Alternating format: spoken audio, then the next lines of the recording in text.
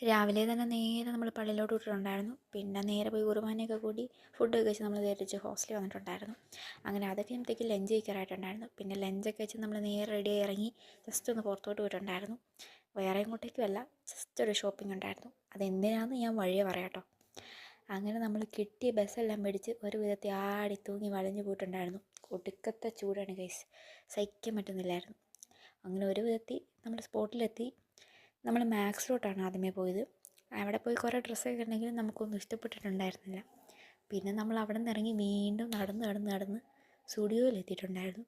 പിന്നെ അവിടെ ചെന്നത് നമുക്ക് കുറേയൊക്കെ അതൊക്കെ ഇഷ്ടമായി. പിന്നെ നമ്മൾ ഡ്രസ്സൊക്കെ എടുത്ത് ട്രയൽ ചെയ്ത് നോക്കി. കുറേ ട്രയൽ ചെയ്തു, പക്ഷേ എനിക്കതിൽ ഒത്തിരി ഒന്നും ഇഷ്ടമായില്ല. പിന്നെ ഒരെണ്ണം ജസ്റ്റിങ് എടുത്തു. അങ്ങനെ അതൊക്കെ വാങ്ങിച്ച് കിട്ടിയ ബസ്സും പിടിച്ച് തിരിച്ചാടി തൂങ്ങി വലഞ്ഞ് ഒരു വിധത്തിൽ നമ്മൾ എത്തേണ്ട സ്ഥലത്ത് എത്തിയിട്ടുണ്ടായിരുന്നു. അങ്ങനെ അതൊക്കെ കഴിഞ്ഞ് ഞാൻ നേരെ പോയി കുളിച്ചിട്ടുണ്ടായിരുന്നു.